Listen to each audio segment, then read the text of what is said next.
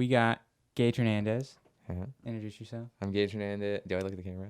You don't need it. You don't have to if you don't want to. All right, so my name's Gage Hernandez, and I fish, And play Fortnite. and I don't play Fortnite, but yeah. All right, so tell me about fishing. What kind of got you into fishing?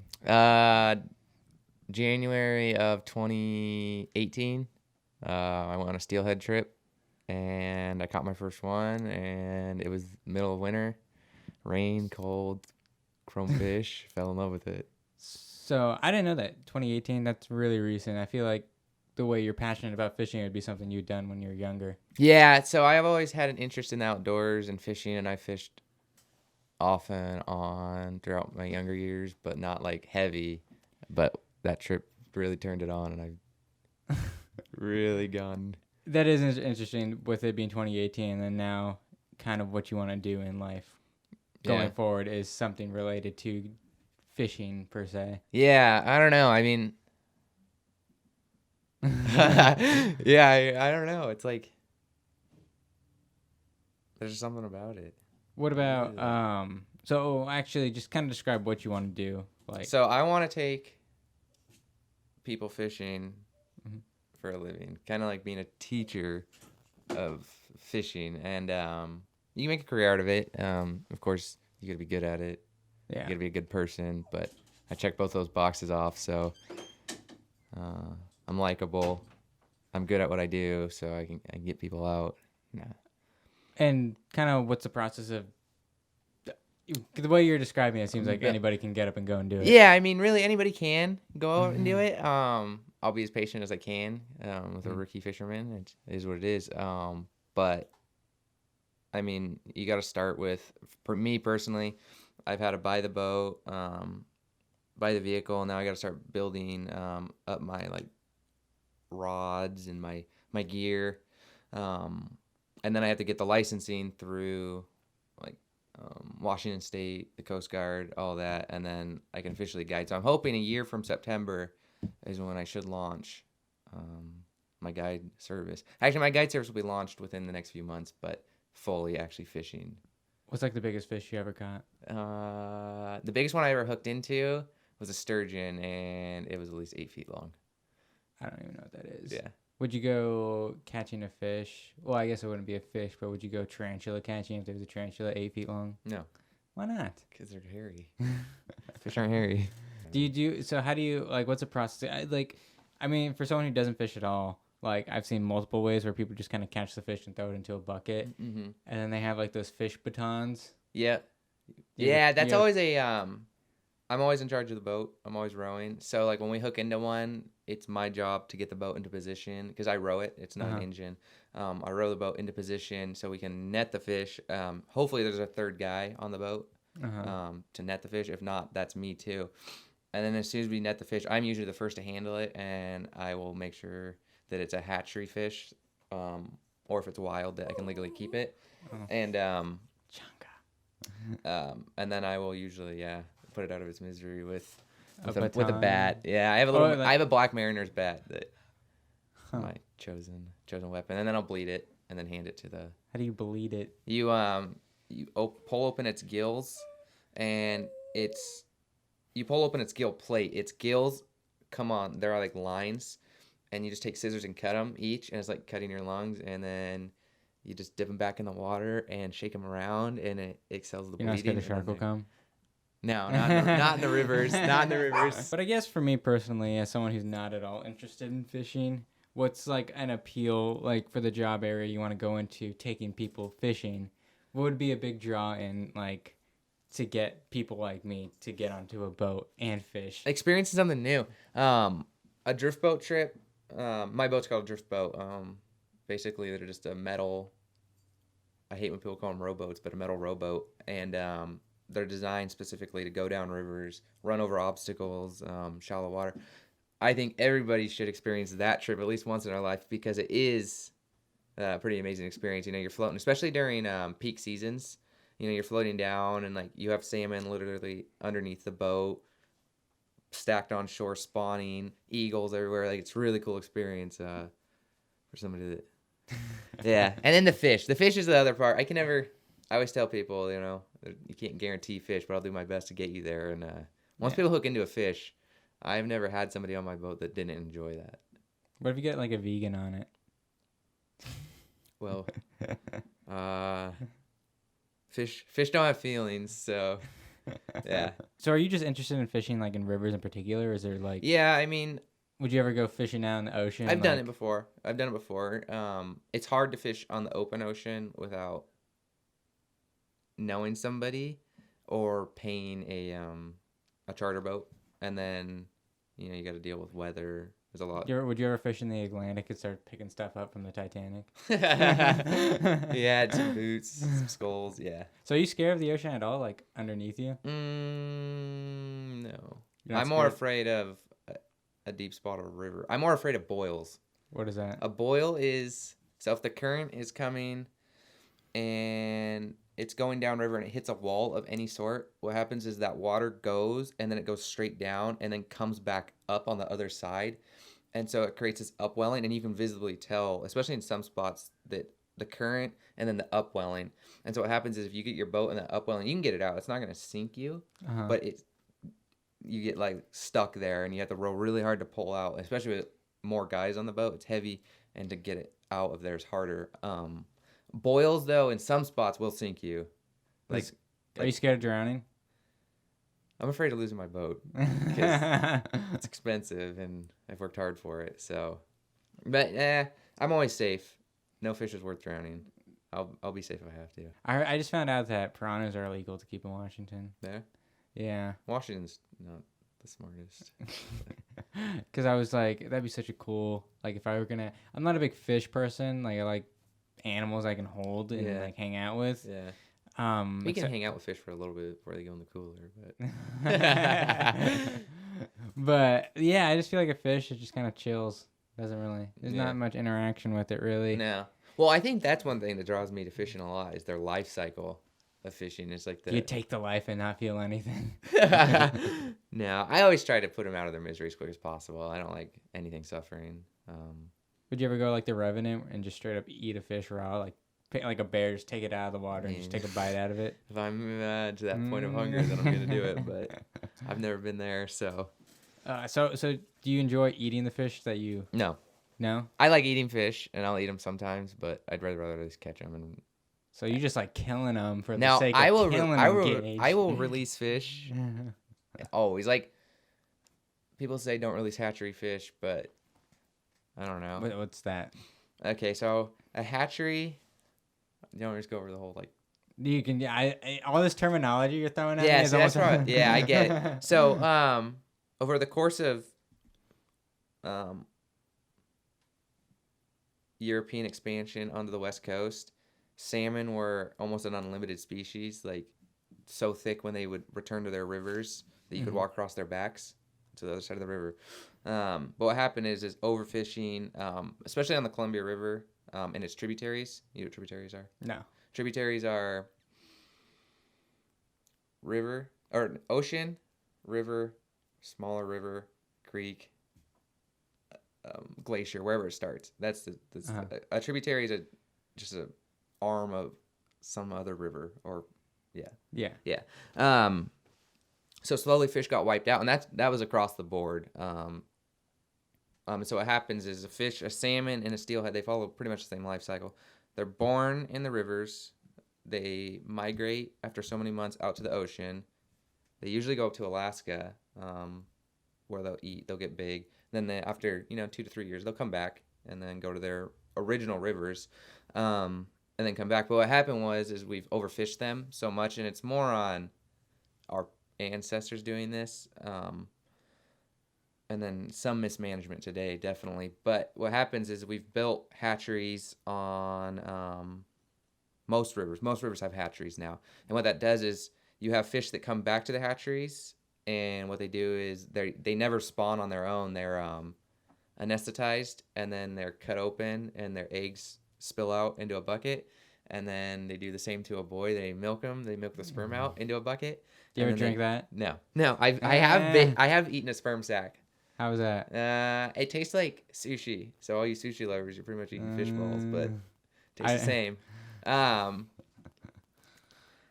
Yeah. So what happens is the fish will come back to the hatchery, and then they'll be spawned. Their eggs will be incubated in water until they hatch, and then they're put into big like ponds. And then as they get ready to release, they'll release right about now. What is it? August. Yeah. Yeah, August. They'll release about, and then they'll out migrate, and then eventually they'll come back. But native fish are more pure in their genetics because they've never been through. So like they're like a virgin, pure. Yeah, I guess you could say that, but I mean, they're not gonna be because that's the one fish a native fish will actually spawn. But steelhead, a native steelhead is like revered in Washington. Actually, it's pretty much revered anywhere in the world because you cannot keep them. You can only keep hatchery steelhead just because their numbers are so low. Uh-huh. So to catch a native steelhead is pretty special, especially the big coastal ones during the winter when they're about, you can find a trophy fish over 20 pounds, and that's a lifetime fish. Is it heavier like when picking it up from the water or from whatever net to the boat? Yeah, so last year I didn't have a net, and so I made one out of a trampoline pipe and an old net, and that thing was so heavy. But no, this year I have a net now for my boat, and they're light. The fish, they come right up. You have adrenaline. Your arms are pumped. What happens if one of these days like you're just fishing and then you just pull out like an arm, like a human arm through a net? There was some guy caught a dildo in the Puget Sound the other day. I'm on a fishing page, and I was scrolling. I was like, "What is that?" And then you eat the fish that the dildo is floating around in. I wouldn't want to know what's in the waters if the fish swim through. To be serious. Yeah. If only you could just see straight down to like what's on the floor. For the most part, where I fish, the rivers are clean. But if you get down towards like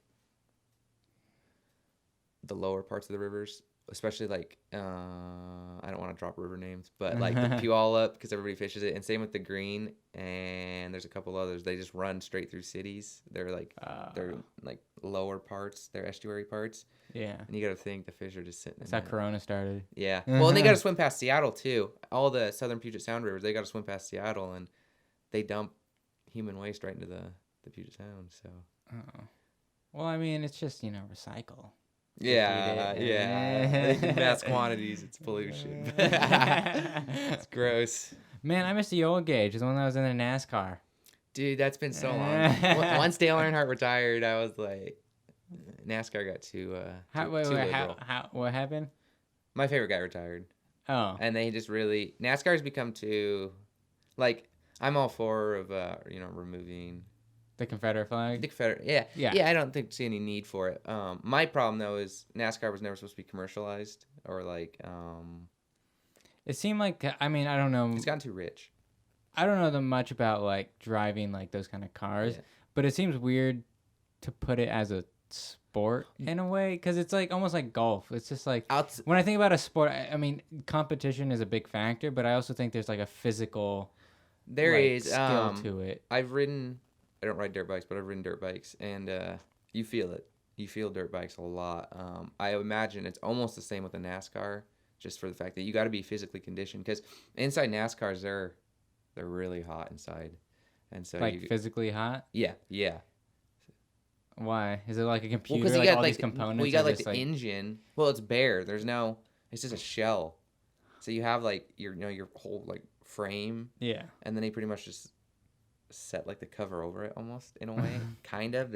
And because isn't it the whole fact you want less weight as possible? Yeah. So the car's that's the exterior. I'm not sure what it's made out of. It's probably something like fiberglass. No, I don't want to say what I don't know. But have you ever lost control of a car? My first and only ever car crash was hydroplaning into a pole, taking a left turn too fast. Yeah. And that feeling of just like you're moving the steering wheel and pushing the brake, but nothing is happening. Yeah. It's going one direction. Yeah. It's I don't know. It's a weird feeling. I wish I could have like gotten like an example of that prior, so like you just know what to do. But when you're in that moment, you're just working on your instinct and adrenaline. And when in doubt, throttle out. But. Yeah. No, I've never been in a car accident or anything like that. I mean, I've been on the drift boat where I'm like, I can't stop. We're going right into this, whatever it is, and we'll hit it and then keep going. But Do you ever get the warnings like iceberg ahead? No, but I've thought about it, like grab that tree, it's close or something like that. Because I'm pretty cautious. Like if I see something that's like, I don't know that my boat's gonna fit through there or whatever, I'm gonna walk it. But yeah. Damn. But what about so you and I met through like elementary. What year exactly? I feel like we went to the, like do you have Miss Carr? yeah. It's probably then. Yeah. It So had that's to be. like second grade? Yeah. Yeah, it's kind of like the same thing with Jeremy or just any of our other elementary school friends. It's like we all knew each other to a Yeah. certain extent Yeah. in those lower grades, but we didn't necessarily become friends until like later on. Yeah. Well, because I didn't know you guys. I stopped Yeah. like associating with you guys for a while, like 6 years until I saw Yeah, you guys. yeah, Yeah, so- it was 6 years. No, it was like 7 actually. Oh, just about, yeah. Just about 7. Yeah. Because I remember my whole first year at Pierce, I didn't see you there at all. And then No, because that would have been your senior year, or would have been your junior year. junior year, and then this last year was senior year. Last year I went to Pierce, and Yeah. that's when Jeremy went as I well. wish I would have done it earlier. School. Yeah, that would have Yeah, been so dope. Yeah, I could be pretty much done by now and just fishing. I I got school. School's overrated. think one of the biggest memories I have of 6th grade with all of us was the corn dog wars. Yeah, I remember that. Kyler's birthday party. That was Kyler's birthday crazy. party was pretty awesome. That was probably one of my more fun moments. I just remember you playing Foursquare, and Kyler creeping up behind you, and then corn dogging you, and you go flying forward. Kyler was such a big guy compared to me. Compared to everybody back then. He was just a monster. Yeah. So like, yeah, he just run us all over. Do we have the same class 6th grade? Miss Shepherd? Yeah. Yeah. Okay. Yeah. I actually just recently talked to her like a few weeks ago, because she called me out of the blue, which I was really happy about though, because I hadn't talked to her in like forever. Yeah. But we kind of caught up. She's still teaching, or she retired? No, she's retired. I think she's retired. like 70 now. Jesus. Yeah. I know, it's time really- flies. Time flies. I always thought about like how weird to be a teacher, just kind of like teaching out like a generation of kids and then seeing them. I feel like that's like the biggest deterring factor in the sense of like you're always reminded every year that you're getting old. Yeah, because your 'Cause, kids like- are gonna constantly come back. Yeah, because Yeah. you're gonna like have some kid from like every single year at some point of at like 10 years of teaching, every single year one of your kids from like kindergarten is gonna come back to you Yeah. and be like, "Oh, I'm graduating now," Yeah. or something like that, and Yeah. that's it's gonna set in. Yeah. I think that would suck, but for me personally, I think being a professor would be really fun. Well, see, I don't know, because like being a fishing guide, it's kind of like the same thing. I mean, I know you don't need your college degrees or whatever, but like you get to teach people, and like hopefully that their passion takes off. You also gotta understand Insane. though, there's also that customer service side of things. Yeah. I've I've don't dealt with think. bad customers before at like, work Yeah. and stuff, and I know it'll happen. But Does it like typically happen when you're on the water? that's why I don't want to start guiding now, because I want to make sure I can ensure that like I know enough. I've had a full season under my like belt with the drift boat, first a salmon, and then your winter steelhead, and then kind of summer steelhead if we get a better season than we're having now next year, hopefully. What is there any type of other like? It just kind of seems weird that there's just that fishing. Is there any type of job occupations within like that field? Oh, it's massive. My degree, because I'm getting my 2 years in biology, will be able to go, like you can be a hatchery technician, fish and game warden, all those things, and I'm sure there's more. I just don't really want to be a like a science. I'm not a big science guy. What would be a like- science type of thing within fishing? Like the lab stuff when it has to do with like genetics and pollution and all that. I don't want to be that. I want to be like, I want to be out in nature. Like if I'd be a biologist, like out in nature, taking care of. Because I know like I've glanced at.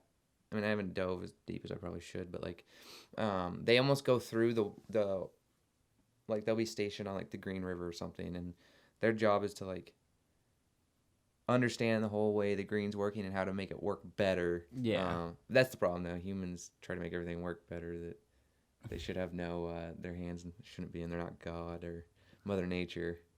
What are you talking about? But- It's 2020. Humans will never learn. Do you think like Is this kind of like a field that a lot of people can get into per se? I don't think everybody's cut out for it. Like what would be some deterring factors for people not being able to? Do you need to know how to swim? Weather. Weather? Weather I think would be one of the biggest ones. I don't think, you're fishing, most full-time guides are fishing over 200 days a year. And in Washington, that's a lot of rainy days. Is there even people wanting to do that? Oh yeah, and you wouldn't think, but like in the wintertime, the winter steelhead are like, they're so prized that you will get a lot of people wanting to do it, especially when you're catching. I don't think that people always understand though that there's more to fishing than catching. What? The pursuit is one of the best parts about it. I wish more people would understand that. How do you make it fun though? For me, like I went fishing when I was like younger, and just fishing to me just seems like you're kind of sitting there for a while. The thing is we're not. You're probably like sitting on a dock, nothing's biting, but on a river, you don't understand. Like a river changes so much throughout its course. For the most part, I mean, it's gonna look similar all the way down. Yeah. Each river's gonna look different, but like each part's gonna be. You're not gonna find a hole at the top that you're gonna find at the bottom. So like that this hole produces. This hole might produce, but not as good. So you want to make sure you cover this hole and then kind of. Huh. Is there anything like? Have you ever had any close call moments like on a boat where you almost lost it?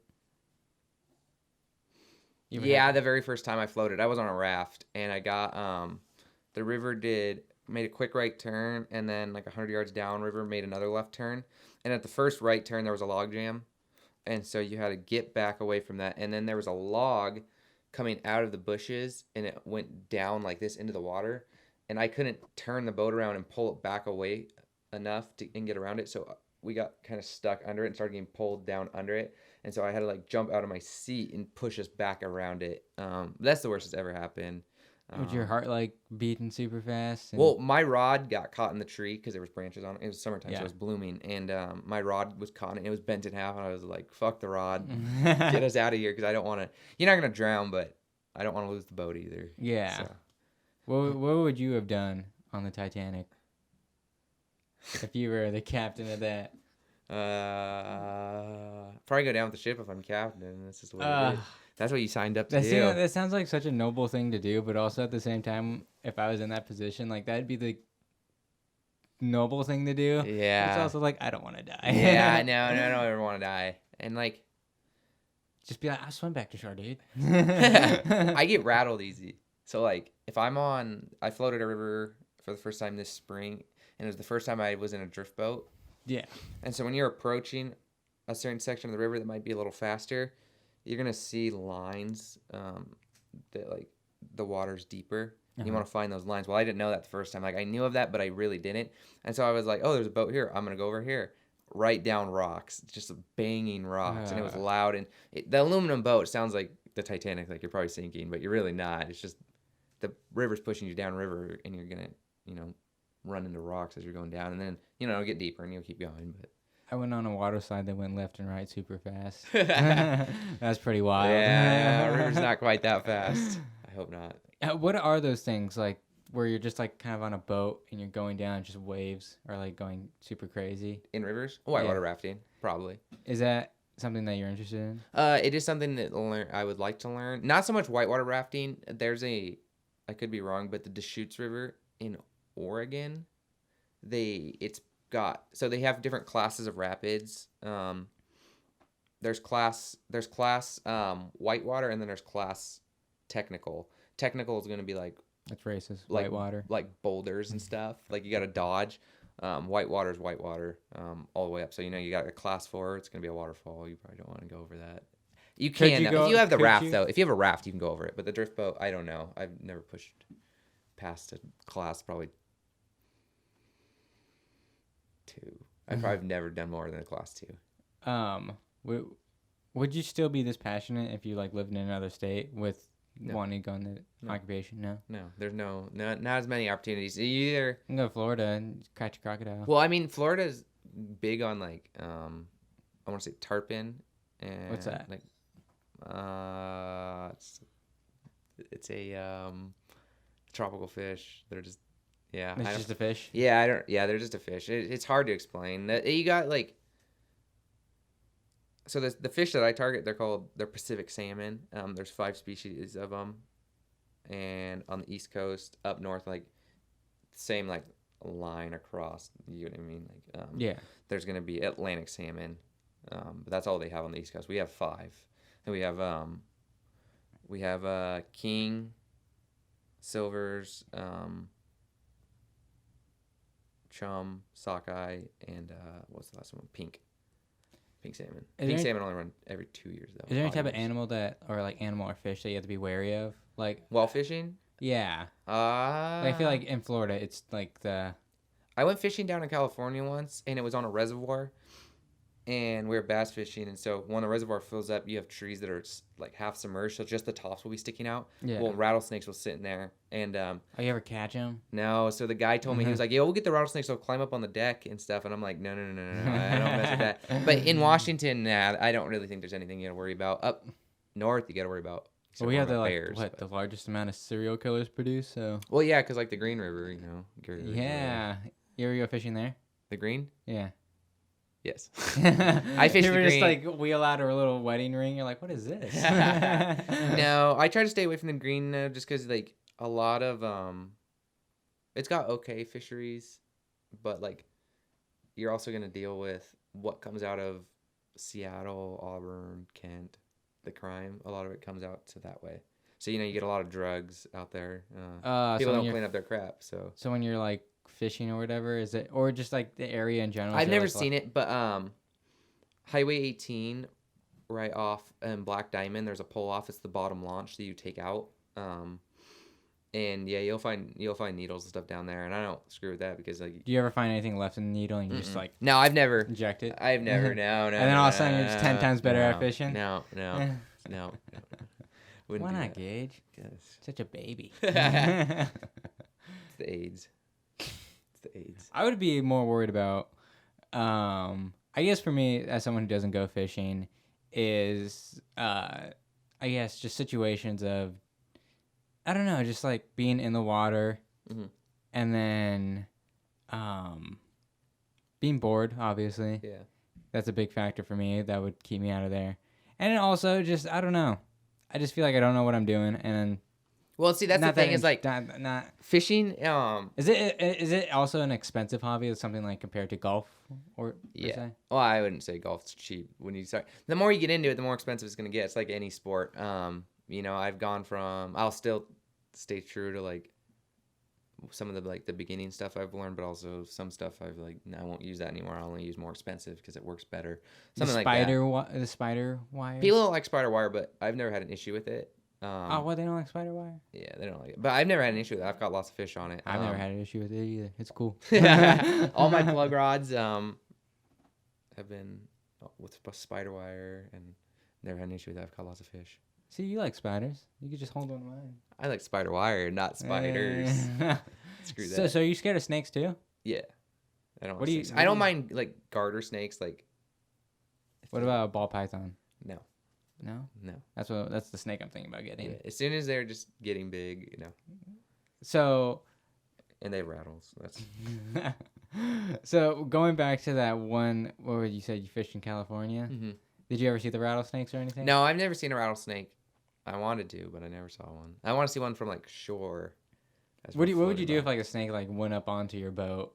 Well, I wouldn't jump in the water because they're faster swimmers than me, but I'm screaming and hitting it, whatever. Oh, that's not very nice. Just a little snake. Are you also scared of like crocodiles and like? No, I wouldn't be afraid of a crocodile as long as I'm just running a zigzag. Distant space from it. But like, does that work? I would assume so, but from what I heard, since like the way their body's shaped and the way they like move forward, if you just run in a zigzag, they can't like move the way of turning isn't that great. Or you could just like jump on it. They're more of a like water creature. Yeah, I feel like if it does get close enough to you, you could just jump onto it. Yeah, like the wild man. Yeah, the wild man. Just jump onto it, and then you'd be chill. Yeah. But yeah, I don't know. I feel like when it comes to animals, I'm not that scared of animals typically. I'm not afraid of I guess I can't say though because I've never. It's weird because I talk highly of being out in the woods and stuff, but I can't always say that. That's where I spend my most time. I want to, but I'm busy and I can't. Are you scared of centipedes? No, There's a I don't breed want of- it on me, but There's a breed of centipede that like. Have you ever seen the King Kong movie? yeah, like- no, it's like a no, humongous yeah, one, yeah, it just- yeah. That's It looks terrible. so cool. See, I'm fine with animals around here. Animals and bugs around here are okay. But Dogs? it's I like dogs. I can't wait. We're getting a lab in December, and so that's gonna be my fishing buddy. You can bring dogs on with you when you go Oh fishing? yeah, my boat. So when they build drift boats, they're pretty much laid out like, you have the drift boat, and then you have 2 seats. You can have different configurations of the inside of the boat. So my boat has 2 seats, another bench with a rower seat, and then just a pedestal seat behind that, and so I can fit 3 guys plus me, and that's a bigger size drift boat. I mean, they make them even bigger, but the more bigger you get, the harder they are to row, the less maneuverable they are. The less rivers you can What take goes in. into like getting a boat though? Is it kind of like for me, like as someone who doesn't know anything about boats but knows stuff about like cameras or computers, I just feel like I guess I'm not an expert because I've only rowed 1 drift boat in my life, and that's my hide. And I wanted a Willy drift boat. what is a willy? A Willy drift boat is it's just a brand, like. Is there a spider boat? Now there's that. Let's see. I'd buy a spider boat. There's no spider boat, but like. No, there's no spider boat. There's different types. There's different brands of drift boats though. Like Hyde is based out of Idaho, I think. It's like my boat was originally built in Idaho and then made its way over here. Willie's made down in Oregon. Clackercraft, I have no idea. But those are the top 3 pretty much. Koffler, Aluma. Now Hyde is probably like 4th. So what does a 10-year like jump to the future look like if everything goes perfect for you within like the fishing scene? Hopefully. Would you have a Lamborghini boat and everything? No, I hope that I'm more into. I hope I'm guiding, but I also hope that I am leading some sort of conservation effort to help rebound fish populations, either by joining an organization or creating my own. What is that like? Kind of intel? Yeah. Knowledge, the right people surrounding you. I think every great person in their field of work, anybody, has been surrounded by the right people, and I've gotten lucky in a way. So yeah, that's. I guess I've been. And I think too, the more you put yourself out there, the more opportunities arise. I think that's with any situation. So. So you catch the fish, you put them in like the cooler thing. Mm-hmm. What do you do with them afterwards? If you don't I'll fillet them, or I'll send them home. When I guide, I'll fillet, package, give you the fish, so that way you don't have to do any of the work. Just go home and cook it, or freeze it. But what do you do with it like right now? Like right now, what I do is we just kill them and then throw them back in the water. No. Usually, I haven't kept a fish in a while. My buddy kept one on the 4th of July when we caught one, a summer steelhead. Hopefully tomorrow I could keep some because I've been craving fish. But I'm content on catching a fish. Usually the fish are big enough that you can get a fillet about that size, 2 of them, and then just cut them in half. You have 4 meals. That'll last me a long time. Are you into hunting at all? I'm getting my hunting license right now. Like hunting, like are we referring to the same type of hunting, like going in the woods and like killing an animal? I don't know what other hunting there is. Well, I was just like confused because I don't know if there's like a form of hunting within fishing or whatever. Well, I mean, fishing is hunting in a way. Like I've kind of taken that mindset. When I started off, I was a little naive to like thinking that. I mean, with a drift boat, it's way easier than being on shore. I mean, I understand the similarity in a way, but also I feel like there's a difference. There is because your fish are in. And you don't need a gun. Yeah. But see, that's the thing is like, it's a little different because you have a river and the fish are going to be there. No, they're not going to be 10 miles north or 10 miles south or wherever with like a deer could be. So it's a little easier, and there's more of them, of course. Yeah. But you still got to catch with a single line and single hook a fish in a river, and that's. What would you want to hunt? Like, what is it to hunt and watching as someone who doesn't hunt at all? There's opportunity everywhere. I know, you just walk to a Walmart and you're like, oh shit. You go to a butcher shop and you can get some weird stuff too. Like I know out by us there's a butcher shop and they have like ostrich, alligator, elk. I like elk. Elk's the one thing I really want to hunt. That's what Joe Rogan hunts. Elk. Really? Yeah. He probably goes over Apparently, like, Utah, if you just Wyoming. kill an elk, you just have like a bunch of meat. Oh and yeah, that's the it thing. Pretty much can feed you for quite yeah. a bit. Oh yeah, for sure. If you get a big enough elk, you can get I don't want to speak too much on like not because I don't know the regs as well because like regulations, there's rules and stuff. But I know Washington has been ran into the ground as far as their like just their outdoor programs. The Department of Fish and Wildlife, like I want to be a game warden. That works for the Department of Fish and Wildlife, and I feel like people get too mad at game wardens, but they're just enforcing the rules coming from the guys, in suits up top that don't always know what they're talking about. Yeah, I feel like it's almost the same for every type of exactly. thing. Yeah, I feel like there needs to be more hands-on, more vocal, and there's pretty much 3 people that the department controls. It's commercial fishing, sort of Native Americans, sort of they like have to work with them in a way, and then commercial fishermen. The problem is though, or not commercial fishermen, just like I don't know what you call us, just anglers, average anglers, just the people.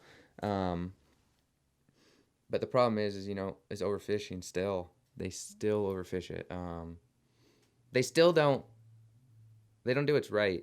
I think like What I mean, I guess it's easy to speak on behalf of not being in the position, but do you think there's a form of justification when you see money rolling in to such a large quantity where you're just like, maybe we can risk a little bit of overfishing? What irritates? I'm not saying I agree with that. So I'm not saying I agree with that. I'm just trying to play devil's advocate. Meme that shows like it's like the 3 and it shows the guy riding a bike and he sticks a like a broom handle in his bike and he falls down and he like that's pretty much what Washington does. They'll be like, we're gonna cut hatchery production by 1 million fish. Now we only have 500,000 fish. When only 1,000 fish come back, they're like, well, what happened to the runs? It's got to be the environment. No, it's because you stopped producing that many fish. If you look back at charts and since like the mid 90s, they've cut back hatchery production. And what's going to happen to your population? It's going to crash. It doesn't take. I don't know why they can't figure this out. Well, that's why Corona happened, so we can get idiots like that out of their position. I think it's so the idiots can stay in office longer, but that's just. I mean, yeah, maybe. Especially in Washington. Not a fan of Inslee? Not at all. Why not? He did actually just help out the Chehalis River, though. How does that? So dams, especially on the Columbia River. I'll do a quick example. So the Columbia River's got a lot of dams on it. It's got the Bonneville. I want to say the John Day. It's definitely got the Grand Coulee. But what happens is the Columbia River used to have rapids. It used to have all that stuff. Celilo Falls over in eastern Washington used to be big rocks, like almost like bedrock on each side. And water just cascading in, and what happened is the fish would sit there, and so the natives would come net. And you're catching up to 100-pound fish. Well, now you put in dams, it warms up the water. Salmon are a cold water species. It starts warming up the water. It slows the water down, and so it just makes it harder for out-migrating fish, and it makes it harder for in-migrating fish at the same time. Slowing down water, sea lions can come up. It's a mess. It's a real mess that Washington across the board has gotten themselves into, and they keep doing it. And so dams, how would you bad say idea. You fix it in a way? You fix it. Dams are never going to go anywhere. We know that, but especially because they're cheap. They're cheap money. But the problem is so dams is such as the Bonneville. That's the lowest dam on the Columbia River. It's got a fish ladder, and so pretty much what it does is it's a series of like pools and rapids and just like obstacles. More natural for the fish to go up. Well, what happens though is it takes fish, especially salmon and steelhead, they sit at the bottom of rapids, and then when they feel ready, they'll go up. So they're resting at the bottom, and the sea lion comes and gets him. Well, what happens is sea lions were on the decline, probably the 80s. I couldn't say when though, and so they're a protected species. Well, when you protect a species, which is good, but also now it's bad because there's too many of them. Yeah, and so they're overtaking salmon, and that's where man wants to play balance, but he's not built to do that. That's Mother Nature's job. But it's complicated because same with the cormorants. If I'm pretty sure I'm saying that right. They're a you would know. They're a shitty bird, but they're a natural bird. That's the thing. All these stuff are natural, but when man wants to protect one or the other, well, then it's going to go like this. The scales are going to, and they're not going to be even. Same with pike minnow. They're another fish that's natural to the Columbia River, but they like warmer water. So as soon as you start warming up that water in deep water with dams, the population's going to explode, and they're going to start munching on all the smolts coming from the hatcheries and native fish smolts. And so it makes the population crash. Huh. What about tarantulas? Their population can crash. I don't It's okay. They cannot actually, because that's what keeps the insect population in check. Yeah. But see, that's the thing, is like everything plays a balance. Yeah. Pretty much the only thing that throws everything out of balance is humans. Yeah. I mean, theoretically, like, what if you took us out of the equation? Wouldn't things only get better per se? I don't think so. I think it would get worse at first by a lot. Oh, definitely, because then there wouldn't be any form of like reasonable regulation per se. Yeah. Well, like, I wouldn't worry about that, but like, are we talking about like humans off the face of the earth, like gone? Just Thanos snaps. Okay, so if that would happen, your dams are going to decline, and they're eventually going to crash, and so it's going to open back up rivers. Eventually, it's all going to be over years and deterioration. Yeah. But I think it would probably get worse at first because, you know, you're going to have places, probably like Hanford. You've heard of Hanford, the nuclear site? Yeah. That would continue to leak radiation into the Columbia. Well, that was also humans' fault. Exactly. But, you know, it's going to get worse before it gets better, and then it'll slowly come back. Nature always comes back. You might have, like, fish that, like, grow feet or something. Yeah, it's okay. That's how man starts. Yeah. Yeah, exactly. We were turtles once. So a little off topic, but you have a very distinct look with your style of choice with hair. Yeah. Can you go into that a bit? Like what? So my hair, I'll take it. Yeah. So I got the mullet, but my hat, or not my hat. Cock. Oh yeah, a rooster hat, it's brand new. But the mullet stuck in like 7th grade. The very last day of 7th grade, my stepdad dared me to get a mullet, and so I got it, and it was terrible. Like, have you seen Dumb and Dumber? Yeah. So imagine his hair on top was shaved sides. That's like, mine was like that, but shorter. And then I just had the like another chunk in the back as the mullet. And then it just like, I think that summer I cut everything but the back of my hair. And so I had to skull it, I think they call it. And then I just started growing it out. I think we can reasonably say that you did not lose your virginity at all within. No, and girls don't like the mullet, but the moms do. The moms do. So, let's just hope you like older women. Yeah. I just want a girl that'll fish with me and like rub your mullet hair. Yeah, pull my mullet. No, don't pull my mullet. But what kind of reactions have you got, both negative and positive, from having it? Because I feel like you're the only one I know who really has a real mullet. There's Yeah. not very many real mullets, but I've been called racist on the bad parts for having a mullet, stereotyped. Yeah. On the good parts, then that's only happened a few times. Because I'm not racist. My last name's Hernandez. Really? I'm Chilean. Like, let's see. 75% of my dad's family still speaks Spanish.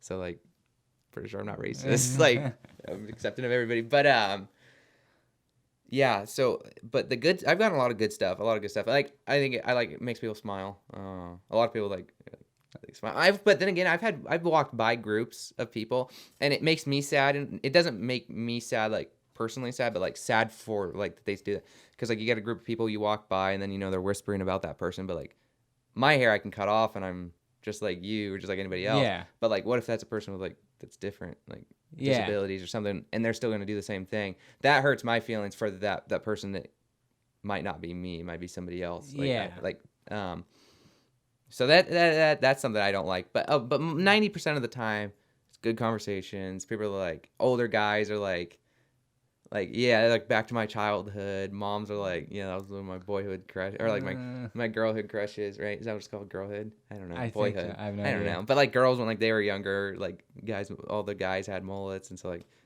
they remember. And then wouldn't you be a gem if you were in that time? Yeah. Or maybe it's even better now that it's because I'm different. Everybody stand out. Yeah, it's a different thing. Yeah. Yeah, I always wonder, like, kind of my look in a way, how it will transgress 10, 20 years from now. Yeah. A 30-year-old wearing skinny jeans. Yeah. I just like I don't know how it's gonna go. Yeah, everything ages differently. Some things age well, like the mullet did not age well.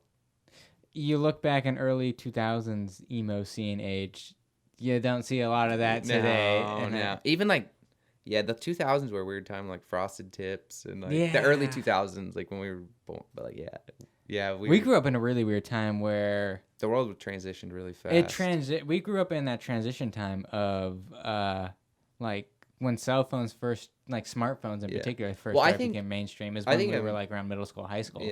Yeah, exactly. So we're like the first generation to be like fully ingrained with technology, and I don't personally like it. I'm on. Are you gonna get the Elon Musk chip in your head? No. No, nobody's chipping me. Nobody's vaccinating me. It's my choice. Said that on air. But I probably shouldn't bring that up. Oh, you're not getting vaxxed? No. Well, now the thing is though, but I was thinking because like okay, you go first. Your days of polio. Yeah. Like what about like polio? I think personally was a much more crippling disease because there's still people laying in iron lungs. I agree. This has got a 90%, like a 99% survival rate. Yeah. So like, I'm no expert, but I've been dealing with people. What irritates me about COVID is when we first went into, our phases and like everybody had to stay at home orders. I didn't have to wear a mask at my work and I was still dealing with the same amount of customers, if not more. Then everybody goes back to work and now I have to wear a mask even though I haven't been wearing a mask the whole COVID. It makes no sense. Yeah. That's what irritates me. Were you ever scared of like when at first you're like, oh, I'm out in public with COVID, like, I don't want to talk to people, but it's weird to see things like Florida in particular. They lowered their numbers because they overscaled whatever number they released of people who had it by a drastic amount. Yeah. Well, see, I wish in a way that news would only portray real news, like actual facts. But then again, I don't want that though, because then you're going to be ruining free speech, and that's also something that I am big on. So there's also a good argument of like, should human beings or people even be exposed to every single bad thing that's happening in the world just through a few scrolls on Facebook or whatever? Yeah. Well, I think it makes the world seem like it's ending, daily, but it's really not. Yeah. And I don't think Corona is going to be the end of the pandemic that ends civilization. No, not at all. It's nowhere near. The only pandemic that's going to end civilization is humans. Yeah. Yeah, they're. You think I think a lot of the problems we have today would have been prevented if, say, we went into like a World War III, because I think people would appreciate the kind of the place and state we are. Yeah, because like you can pick and pull every little bad thing about America and just make a list out of it and only show people that, and then it seems like everything's super bad here. Today is like a hypocrite because you had like, I don't care what politics you fall under. Like, that doesn't matter to me. But what upsets me is, of course, Trump doesn't do everything right, and that's totally fine. I don't think any president has done anything exactly. right. So, but, you had when he attacked the, not the Israeli, Iran? but the Iran general. What was his name? Salami or whatever? Something like that, yeah. Everybody got mad at him. You're going to cause World War III. But that same general is, like, keeping women oppressed, that this same country doesn't stand for, doesn't stand for the oppression of women, but you're getting mad at Trump for killing somebody. So you're like, it doesn't work out. I just wish people think things through more. Like, you don't have to support Trump. No issue with that. But like, I just think there's like this weird state of information that people are getting now with kind of what I was referring to with the Facebook thing, where it's just like you see a headline of, Twitter's I stay off Twitter because I don't have a Twitter. Everybody just gets their fake news from Twitter. You can't get when a police report is made, they don't start with just a little clip of the police officer assaulting the victim. Half the time, not every time because there's police brutality, but you see right before that, whatever, attacking the cop or resisting arrest. You cannot resist arrest. I'm sorry. It's just the law. You can't resist arrest. And then they get mad when they get tackled by the cop. It's like, well, what do you expect? Yeah. That kind of thing. Not saying there's not police brutality, because there definitely is. Do you think there should be a police reform? I think there should be police reform. I think it's too easy to be a cop, to become a cop, per se. But I don't think cops in general should See, I don't agree with that, though, because... reform in the sense of, like, I think it should be a little bit more difficult to get into the position of being a police I agree, because if you're not... I was doing an article for school, and it was talking about when people that shouldn't hold power put into power, they do bad things. Yeah. And it was they were talking about like it was during the like invasion of Afghanistan or something like that. When we first went over there, and just normal troops were put in position to guard prisoners, and they did bad things to them. They weren't supposed to be in power. Same thing with a police officer. I fully think that it works the same way. I think there should, I don't know what it would be, but I think there should be some type of process that weeds out those people that shouldn't. Yeah, and it at takes all time be. though, because you're always gonna get that. Like, Yeah. even in any profession, I mean, not all teachers are bad. Even though one teacher's a pedophile or a rapist, Yeah. you know, that not every teacher's bad. Yeah. I wish more people understand that. And like, And not only that, if you took every single case of a teacher like assaulting or sexually assaulting or raping a child, and you just put them all in a list or whatever, and you just showed people that, yeah, exactly. obviously people are gonna be like, ban And that's all teachers. all media shows, those just bad cops. Not Yeah. good cops. And that's upsetting, especially, you know, that's what I wanted to possibly do. It's scary to think that, you know, society hates you, but Not only that, but I think it's so weird because there's like a group of people, and this is a different subject, but like when the whole PewDiePie thing, like I think it was Wall Street Journal, they wrote an article about him saying that he was a Nazi, and they just used clips and pieces Yeah. of his videos Yeah. and splice it together as if he portraying a Nazi in a way. And everybody knew that was fake, but obviously you see like the older generation who just see that headline, don't even watch YouTube Yeah. or anything. They, you know, they're not gonna know any different. But like every younger generation who's grown up with PewDiePie seen that, they knew that that was fake. yeah. But then everyone's so easy to buy into this other stuff that's just like, well, everyone's going to this protest, so I guess it must be standing for something. Exactly. And like, well, that's one thing that upset me is if people would open their eyes, you know, you're donating to Black Lives Matters, but Black Lives Matters is donating their money to the same rich white people that are keeping you black people oppressed. Same thing. You know, that money should be going to inner city kids, public education, public education in the sense of inner city stuff, building up. It all starts with education. Build up the more poor communities. Yeah. That way. Defunding the police and putting it towards that is not going to help that. Defunding the politicians, the same people that are keeping you oppressed, will. Cops don't oppress you. Cops are only following what they're ordered to do.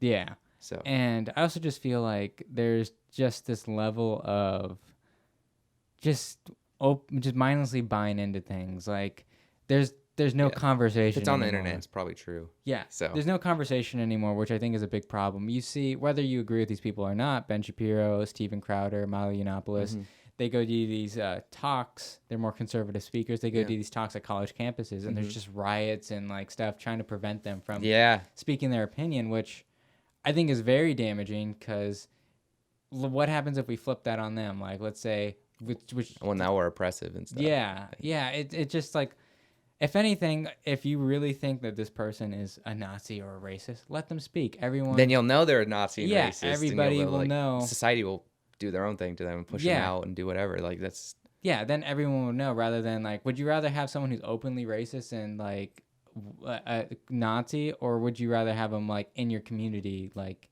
and you don't know? And, you know. Yeah. It's just, it's a really enraging conversation because it just is like, it's like they don't get it. You just can't like look at this one thing and just ignore this whole other. Well, what's weird to me is in high school they really pushed hard, like real sources, like make sure you get real sources, good sources from the internet. But it's like as soon as, but it's like a kid, especially kids our age, just look at headlines and then read the headlines. But like I've looked at CNN, a lot of CNN headlines of COVID, and I want to see like, okay, like 2 weeks ago, I think cases were skyrocketing in Texas, Georgia, and Florida, all Republican states. Weird, but what they did is like they'd be like, oh, deaths are skyrocketing. No, the deaths had gone up. They would show like a big number of the deaths that were there, and then they would show the next big number of the deaths after. But if you looked, the difference was only like 10 deaths. Yeah, 2,000 deaths is a lot, but 2,010 deaths isn't that much more. And CNN likes to blow that stuff up. Even I think all news sources do. I don't want to just say CNN. Yeah, it's a headline.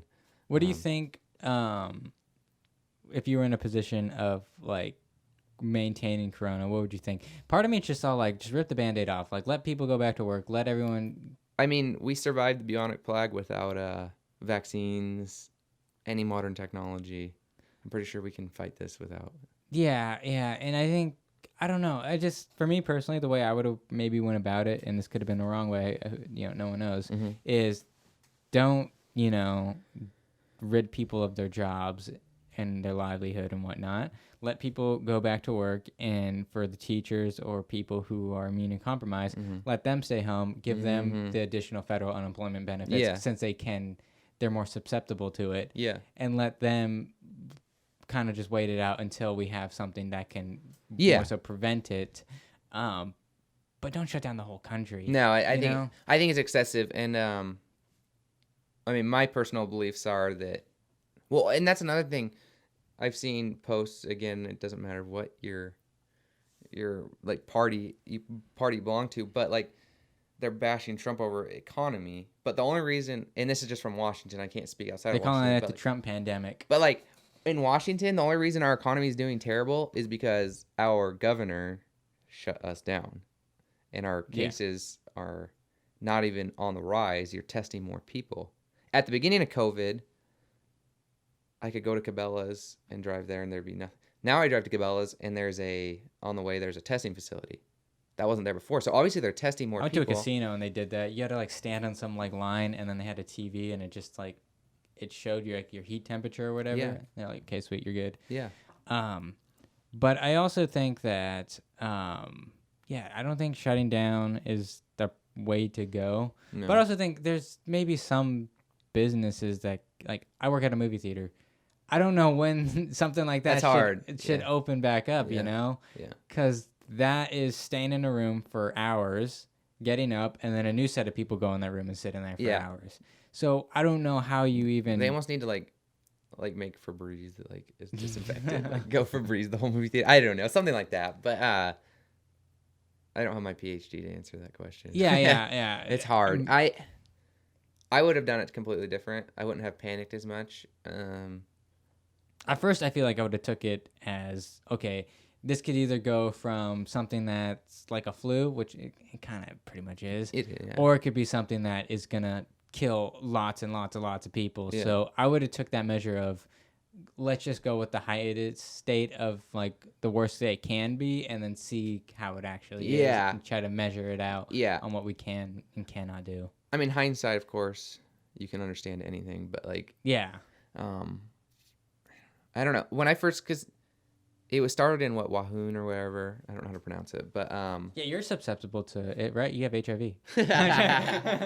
No, but I know everything. Like Wahoon, but you don't hear of COVID in other countries now. It's just how it's rampant in America. And now imagine being in like France or somewhere like that, and you're reading these headlines coming from like U.S. news sources. Are just, I would look at America as a joke. You know, like, look at these guys, they can't handle it. But, like, really, it's nothing like they say it is. I also feel like there's a lot of people who get out of bad situations from their countries, come to America, and they don't at all agree with what's going on in America in the sense of where it's headed to. Yeah. Like people are all against capitalism now and, like, all this other stuff when they just left their country that they came to America for the sole purpose of... freedom of speech or like freedom to defend themselves and like. Well, look at Havana, Cuba. Yeah, it's a pretty place, but it's got all like cool colors and stuff. I did a report on there but it's falling apart. Yeah, and look at its history. They're just right across the water from us. They're not far. Yeah, they're just like one little fishing boat across. Yeah. Where do you think America's going with like the riots, the protests? Like regardless of what people think about whether you stand with them or not, like the way America is headed towards. Well, I think if Trump becomes president again in November, I think something again. I think something big will happen. A lot of people are saying Corona is just going to disappear after the election. I think so. That's my opinion, but that's if Trump doesn't make it back in. I agree. If Trump makes it in, then it's going to get worse. Something's going to get worse. But the only thing that I can say about Trump is he's too dumb to keep his mouth quiet. He's not hiding. I want him to talk about aliens, man. Just say it. Just say it. Just tell me if they're real. I want to know. You're telling me That'd that be Trump, crazy. That'd be Trump, the crazy. first day he got into office, that'd be the first question I'm asking. Is Like, there aliens? yeah.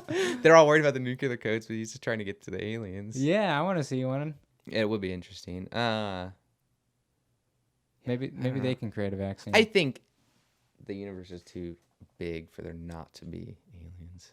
I definitely think there is. Yeah. Um, I mean, I don't know what they are. They could be like a little like bug. Microscopic. Yeah, something like that. You never know. Like, oh, can you imagine that just being Like- introduced to our like ecosystem and just like fucking everything? Have you ever seen Creepshow? No. Oh well, there's. I don't watch like a lot of like what is that like sci-fi and stuff. Oh well, so Creepshow is like the first one in particular, the movie. Mm-hmm. It's like an anthology film, so it has a bunch of different short. It's like 5 short stories, Mm-hmm. and in the movie, and one of them is Stephen King, and this meteor comes down, lands on his farm, and he touches it, and he just starts turning into like grass and all green and stuff, and then like all the area around the like at the end, you see like the roads and stuff. It's just turning all green. Yeah. I don't know. I just think that's an interesting concept. If something like minuscule just dropped down. Yeah. Oh, speaking of, a little off topic, but there's conversation kind of going around now that they're thinking Corona started from a lab, and there's evidence. I heard that in the beginning. There's a little bit of yeah. evidence to suggest it, and Brett Weinstein, the professor from Evergreen College, the one you might remember. I remember reading headlines about this, but I could be wrong on the story itself. But the concept of it was just like they had a like national like Black Day where it's just like if you're white you can't go to campus that day, and he was like, I'm not doing that, like I'm gonna be here on campus. Yeah, and he just got protested and boycotted. It was like kind of what you're seeing today, but on contained to that campus itself. Evergreen, like like Olympia. I think so. Evergreen? Yeah. I'm pretty sure that's what it was. And I never heard of that. and yeah, so he got pretty much got like fired in a way. Yeah. And now he was on Joe Rogan a few times and whatnot, and he predicted what was going to happen today. He said years ago that if we don't contain this now within like the college system, this is going to bleed out into society. Well, and that's something you notice going like public school and even in college, almost like 98% of your teachers are liberal. Not only that, but I think be liberal, be Republican, be whatever. I just think the moment you create a dominance over like Exactly. one is You when it just becomes need, you need a fine line between each, because it's good for people to know. not each only side. that though, but I feel safe wearing a Bernie hat at Pierce College, walking around the hallways wearing a Bernie hat. I would not feel safe wearing a Trump hat. Well, no, in because the I hallways. wore my Trump shirt to school and it turned heads. I walked in class and people are like scowling at me and stuff, and like I can take it, Yeah. but like it doesn't need to happen. Just because I support Trump doesn't make me racist. It doesn't make me dumb. It doesn't make me homophobic. Any of that. He has a mullet and he supports Trump. That's all you need to know, people. That's all you need to know. I agree. I think a big problem right now is just no conversation. There is no. Well, here's my evidence. It's just no. You're wrong. Exactly. I'm right. Like there's cops killing black people.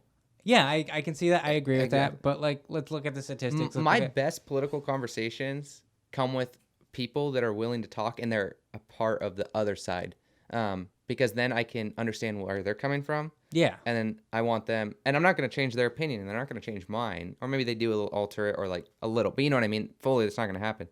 So we can talk it out and then like bounce ideas off each other. This happened to me about a year and a half ago.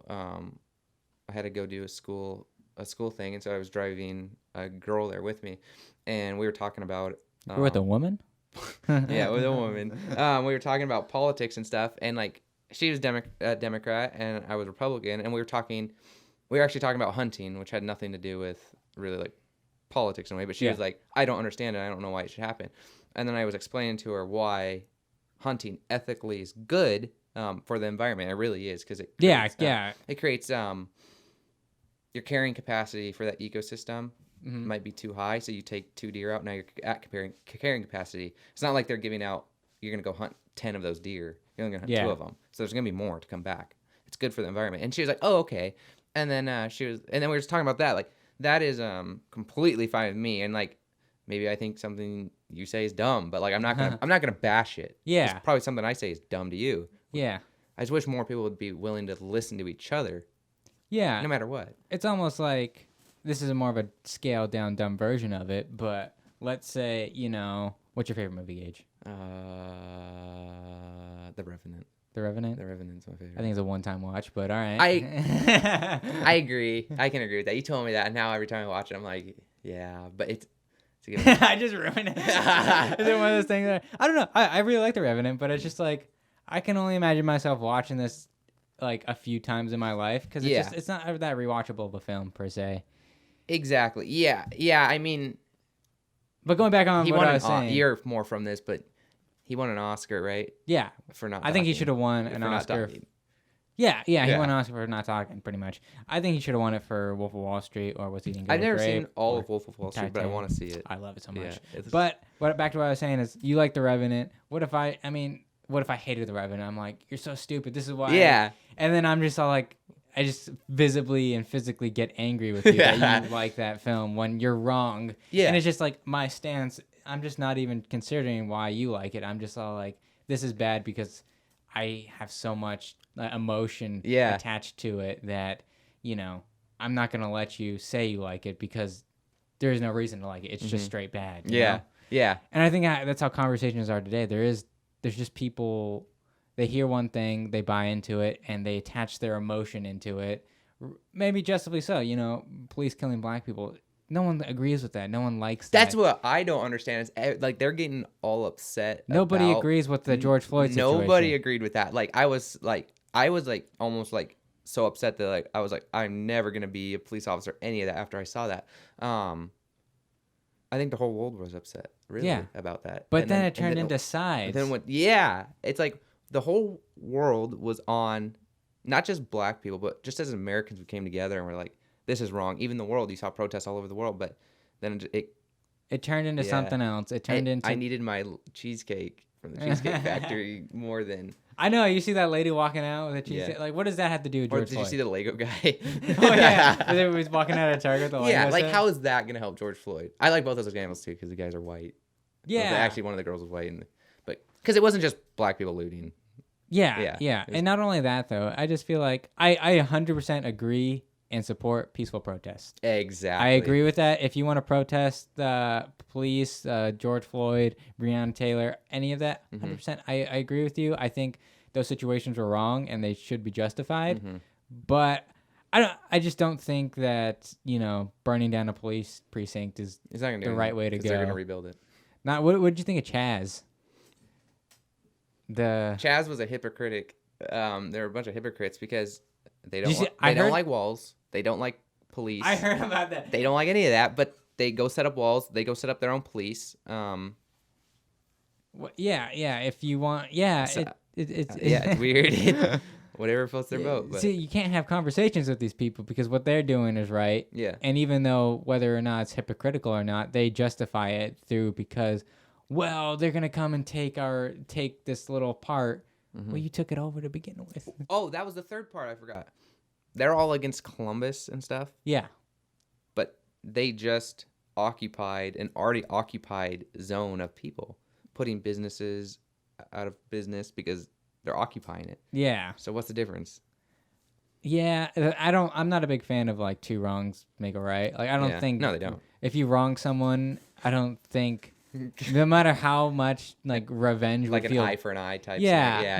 I agree. No matter how much it would feel good or justifying to like do what they did to you or like even worse to them to make it even. I don't think that makes anything better. I think it just makes things worse. Yeah. Well, I think that's why The Revenant. Yeah. How much do you remember that? Do you remember the plot?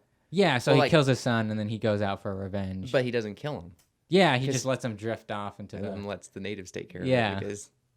Yeah, because he knew that's the way to get closure. It wasn't him doing it himself. Yeah. Kind of thing. I don't know. I mean, they did chop each other up at the end of the movie, but dude, I don't remember. I the last time I saw the movie was in theaters, but didn't he bite his finger off?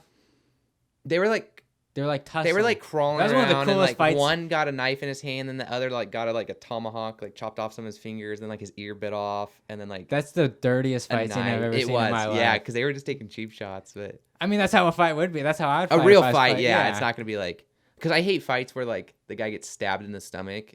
And then, like, he's still, like, fighting, like, Batman. Like, it's not possible. I'm sorry. So if he stabs me in the stomach, I'm going to be, leave me alone, leave me alone.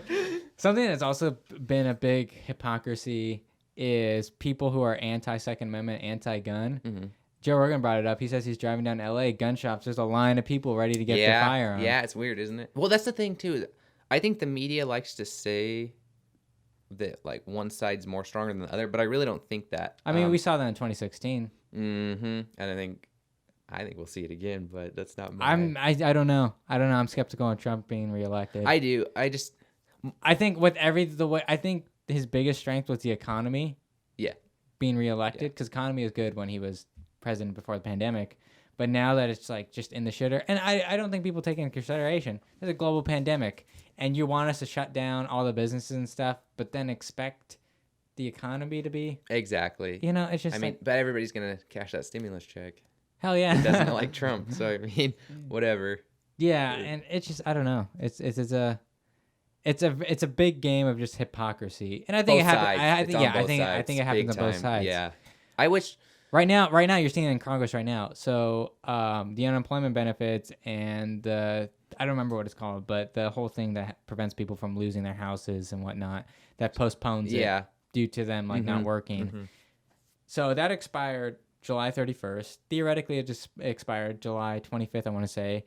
So the last extra 600 of federal benefits expired on July 25th, but the actual bill itself expired on the 31st. Mm-hmm. And they were going to try to come up with something. Republicans want $200 of federal, so it would go from 600 to 200. Mm-hmm. The Democrats are like, no, keep it at 600. And they were trying to come up with something before it expired.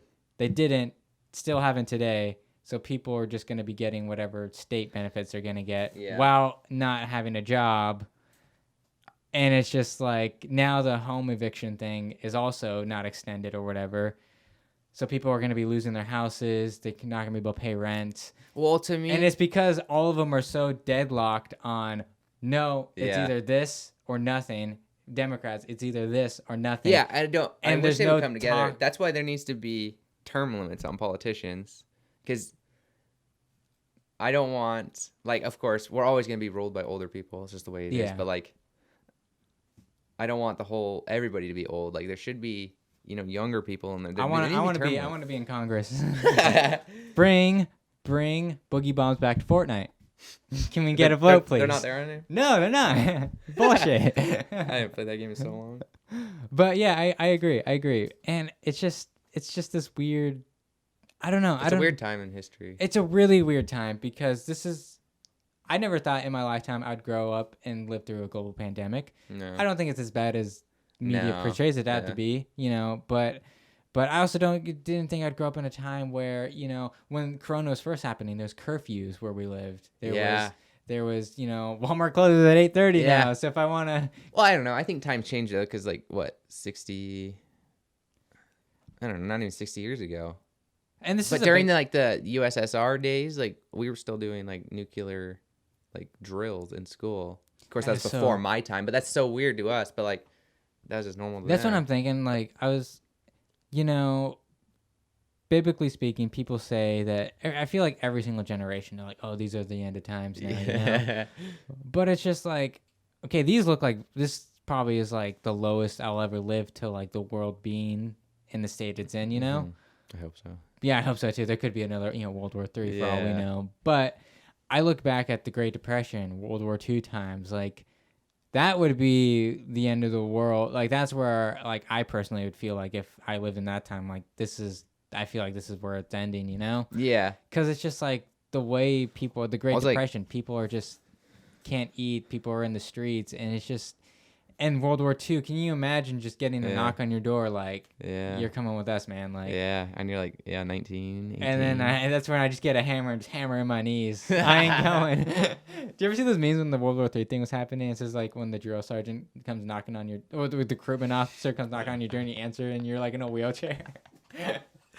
It's funny. I think we would be so fucked if they did a draft, because I feel I don't have the mental mental energy, or not necessarily energy, but the capacity to take another human's life. Well, I definitely, whether it's justified, if I had a family and I had to defend them, and I killed the person, I think it's justified, but still there would be that thing in my head of just like I took another person's life. Like I got to live with that now, whether it's justified or not. I think it'd be harder like if you're like a sniper and you're like visibly like just watching as you like pick people off. You know what I mean? I think that'd be harder. But like if 360 no scope 'em. if I lived through like a Pearl Harbor or even like a twin like a 9/11 type event, oh, I'm gonna be pissed at those people. Like I would come. Isn't that what that Chris Kyle guy did? Yeah, he was a sniper. Yeah, but like, didn't he see 9/11 kind of happen, and then that's when he was just all like, "I'm getting this shit from American Sniper," so that could be wrong. Yeah, I don't remember, but I'm pretty sure. Yeah, something along those lines. It would have been the early like 2000s. Like I think we just have a different mind. Like for me, I would see terrorism. that, and I would be like, I'd be upset, but like, I still wouldn't want to go out and kill another person. I wouldn't look forward to being like, and I wouldn't say like. I don't want to pick a country because I don't want to be like, say we got attacked by one country though. Yeah. And I go to that country to fight them. You just write down North Korea. Whatever. North Korea. I'm not going to take it out on the North Korean people because it's like that kind of thing. I don't like that. Like, not all like Middle Eastern people are bad. Yeah. Or German people, wherever you want to take. Japanese. None of those. Yeah. But like, I'm going to go after their military if I was part of the U.S. military. There's a part, I think it was in Fury that I love. Did you ever watch Fury? Mm-mm. Well, there's a part near the end where he's like laying underneath the tank, and the whole enemy team is like walking around. Yeah. And they have one of the dudes like look under the tank, and they see it, and they make eye contact. But, you know, you get drafted into a war. You get drafted into a war. You don't want to be in that position. Yeah. So they just look at each other, and they could tell that they're both like none of them want to be there. Yeah. And I don't think I'd ever want to kill somebody out of cold blood. Yeah. That's the thing. It'd almost be like if you're shooting at me, I'm gonna shoot back. But I would if I was in that position too. I'd be like, hey man, just chilling it there. Well, I think there's two. Like, it depends what country you get in a war with. Like, if you get country in like a war with like somebody that's more on like American viewpoints, then I think it'd be different than like, you know, more of a third world country. Like, they have nothing to lose. They're gonna play dirty. So I agree with that. I don't know. I think it's just gonna. I think now is gonna be I think when things go back to normal after Corona and after all this, I think it's gonna be a different world in a way. I think so. I hope it's not. What upsets me is like the new generation wants to change everything, but get rid of capitalism. I think. But we've been ran by the same piece of paper for almost like what 400 years, 300 years. Yeah, something like that. So like. Why change it? Like, of course. Someone brought up a good point. If you abolish the Second Amendment, who's to say, like, you've now established a rule. You now establish something that's kind of states that, all right, this is no longer like an official in-stone document. We can edit and change things, you know? Yeah. Like, what makes that special compared to a law? Yeah, exactly. Yeah. So, I don't know. Well, and I don't like, of course, I'm not a big religious guy, but I also like, I was talking to a guy at work about this. Like, I do like the principles of religion. At their base, they're very base. Not when they're like blown up, almost to like a cult following type stuff. I think with any form of following, whether it's religion or even just its core values are great. Yeah, and I agree. I wish everybody would like somewhat follow like core. Like, of course, you don't have to like be on your knees praying every night or like, but like be a good person, be good to the person around you, that kind of thing. If more people were like that, but you know, I think nowadays. I think if anything, religion just gets shit on in a way. Oh yeah. Because of well, and it's the same thing of just representing the wrong people. You represent somebody who's protesting an LGBT parade or whatever, and they're like, God hates fags and all this stuff. See, that's and then you put them on the headline, and you just represent that as the entire Christian religion. It's just like, no, like listen, like some people, like you know. Well, it's like same with Mormons. Like I'm a Mormon, but like they don't all have 7 kids and want like. 20s. It's not the way it is. Yeah. I drink Coke. What? I know. You know what he did when I let him in my house? He knocked on my door a few times, and then he had the little Bible with him. He did the sales pitch to me, and then I let him in. The Bible Pimp off of Trailer Park Boys. Have you seen that show? I've seen episodes. Yeah, it's funny. The original episodes, like the first like season 1 through. Did they have like a cartoon thing afterwards too? Yeah. So what happens is like season 1 through 7 happens like early 2000s. They cancel the show. The guys rebuy it themselves, or Netflix kind of does whatever. They remake it. It's still good, but like it's not its core original funny thing. And then they get like the final season, they do like shrooms or something, and they get so like fucked up that it turns into a cartoon. And So it's then a they whole keep show a going. cartoon now. Yeah, What and the- it'll go back. I hope it goes back, but I don't know. The guys are getting older, so Oh they can man, keep milking. that's like doing a milking the Jackass money. 4. Like they announced Jackass 4. And They did. yeah, You're lying. they're doing a 4, and I'm just like, they're all in their 40s Yeah, now. they're gonna be like wheelchair, like like after one stunt, they're gonna be hurting the next day. Not only that, but it's harder to recover at that age too. Exactly. Yeah, you break a bone. That's what I'm not looking forward to. Like I listen to podcasts where people like are in their 30s and 40s and they talk about like, man, when I was in my like I remember being a kid and spraining my ankle, and then like an hour later I'm back to running. Yeah, yeah. And he's like, now when I get out of the car, weird. It's just like I have to like take a day off. I'm hurting, but there's a. What do you think's gonna happen? Like veering off topic a bit, but what do you think's gonna happen post COVID? Like society, the world. I think there's two different ways. I think there's the Trump world, and then there's the people of like get what they want world. I think the Trump world is more. I don't know, because I think more than 4 years from now, I think the world's gonna is going in a good direction. I think it is too. I think things need to get worse before they get better. So I think right now, like things are getting bad, and they're only gonna get worse. But there's going to be a tipping point to where things. But think about those kids that grew up in the Great Depression and then World War II, and then think about after how prosperous their life was through like the 50s and like of course Vietnam. But by the time Vietnam was around, they were already older, and then like just the like mid to like late 1900s, like those were great times in the world, and then hopefully that'll come back, something like that. Not only that though, but like you live your life through the Great Depression as a kid, get drafted into World War II. Mm-hmm. You get out of all that, and now you just have this sense of just these change just off of you. Well, you're a man free. Now, and like I don't know. You went through so much, and now you get to be free. I wish people would. It's okay to be American and be better than the rest of the world. Like that's okay to be like.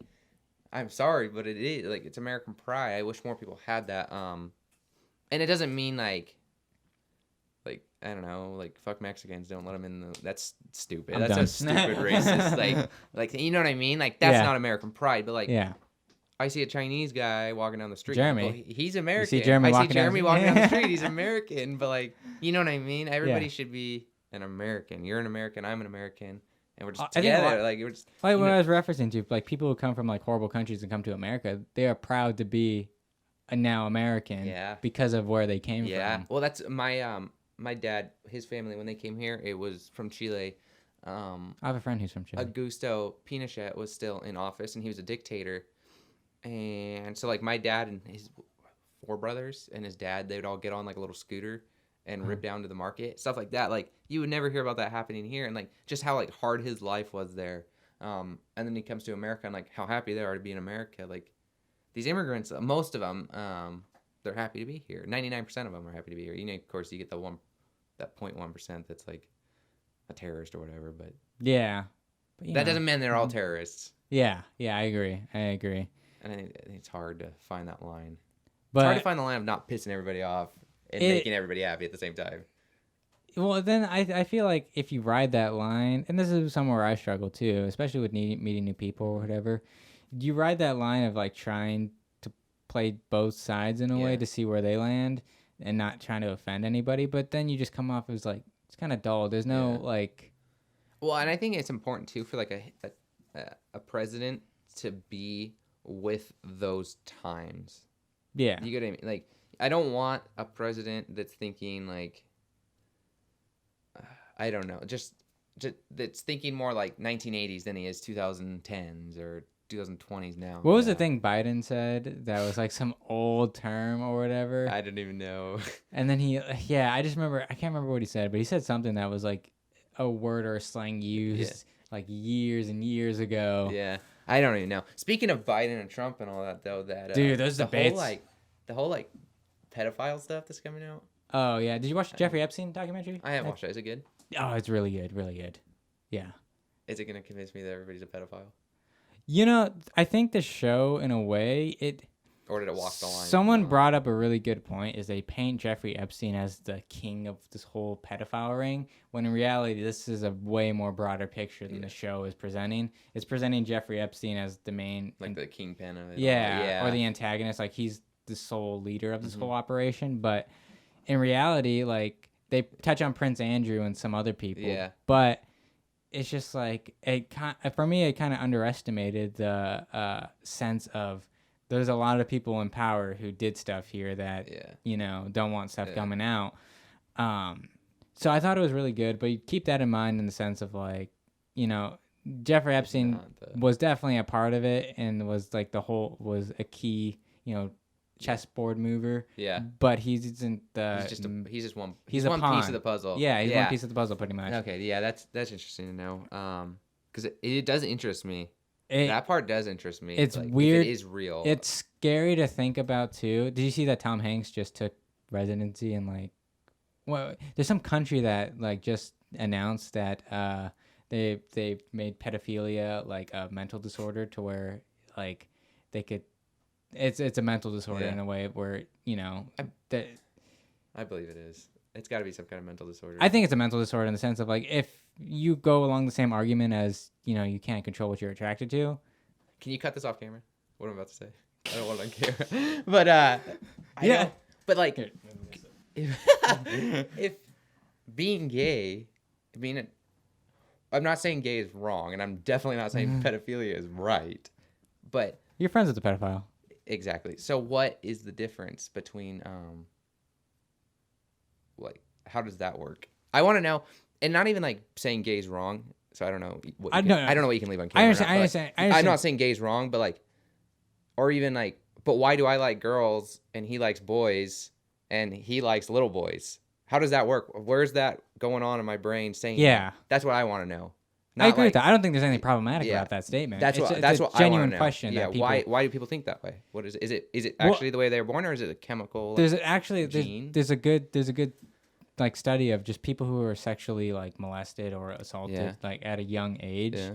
Like if an adult, sexually like molests them or whatever at a young age, those people are more likely to become like molesters themselves because of that. Is this what they know, or like, I think it has to do something. I'm sure it's trauma that I can imagine. Yeah, and it's weird too because I also feel like can you think of something? I mean, this might be weird saying on camera, but can you think of something that's like you like experienced or like had done or something that like you kind of like feel like it plays into like whatever like type of fetish you have?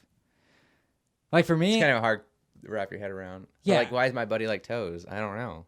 Like what the fuck is wrong with that? Like you shouldn't like toes. I'm sorry. You should not like toes or feet. It's the feet. For me, like redheads in particular. Yeah. Something that I feel like for me, kind of like why I have a particular incline to be more attracted to redheads is because from a young age, I love the Titanic movie. Rose is a redhead. Yeah. And that's the closest thing I can draw. But like, so like I'm more of a blonde guy, but like I can't think of why. Yeah. I would like blondes. Huh. Or like why do some guys like small girls and some guys like big girls? Like what's... I got an Eli on here. I have to cut that out. Oh my gosh. I love you, Eli. But I mean, yeah, I have no problem with guys. Like, there's no problem with like what you like, so long as I don't care what you like, as long as it's not pedophilia. Yeah, real. Let's put that out there. So like. So also though, it's just like, what if someone came to you and they're like, "Hey, listen, I'm they're like I'm sexually attracted to young boys." But he's never acted upon it or anything. But he's just like... There's no place in America for that to be fixed. What? Like, I obviously wouldn't condone... No, I'd be like, okay, well, let's get this taken care of. But how do you get it taken care of without him getting thrown in prison? Yeah. Or, it's tough. That's a tough... And I think there should be that. But it's like... Same with, like, male... it's almost like... suicide, like, males have feelings. I think that's a new movement.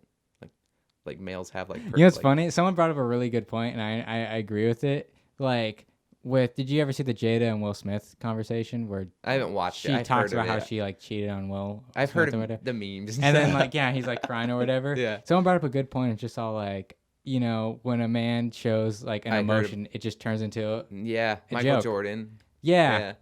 It's just like you see a man cry, you just throw it onto a meme. Yeah. But let's say, and then everyone was, I guess there's people like not even giving Jada shit for the whole thing. Mhm. And it's just like, if it was flip flop, if Will Smith was the one who cheated, He would lose probably his career.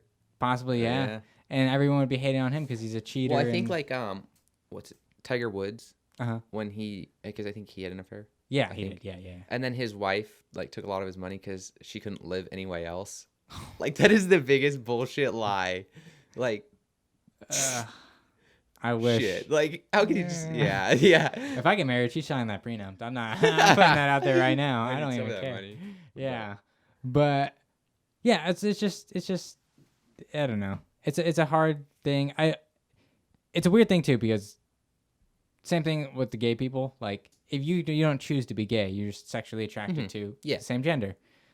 Okay, we can all agree on that. Like I don't care if you're gay or not. I think you should be able to get married. That's another thing. Yeah. I don't think government should be involved in marriage. By the way, I don't think the government should be involved in that whole process. But yeah, I don't think you have a choice. Like, okay, yeah, go be gay, whatever. I agree, 100%.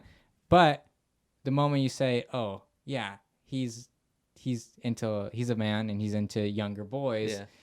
Obviously, no one thinks that's right. But then, like that whole group chastises that one person, even though if they even didn't even act upon those feelings, but they can't help it. Mm-hmm. That's what they know it's wrong, and they want don't want to act upon it.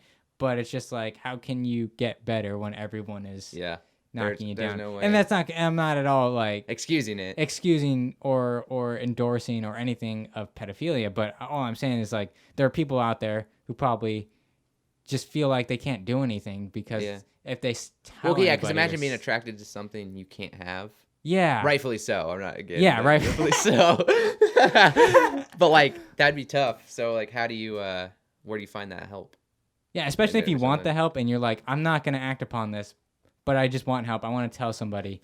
I think it'd be hard though. Like, say the government was like, okay, we're gonna create a plan to help these people. I'd be. Do you really think anybody's gonna be for that? Like, nobody was for safe injection sites. I mean, I'm not. Like down in Seattle when they're like, we should give the like tweakers a safe place to shoot up. So there's someone on Joe Rogan's podcast. I don't remember, but they talked about how to fix the drug problem, and what they did was they opened up like drug places to safely inject and to get pure heroin and stuff. And they said that was an effective method of weeding people off of it. Because in a way, those people just need like counseling. They need someone to talk to. They need something like, even though they're still getting the drug, put them back like on the right track in their place in life. Obviously, you won't want to just take the drug away from them, sit them down, just tell them, okay, this is how you need to get your life together. They're gonna shit themselves. Yeah, and throw up, and you got to slowly weed them off of it and just get them back on track. Yeah.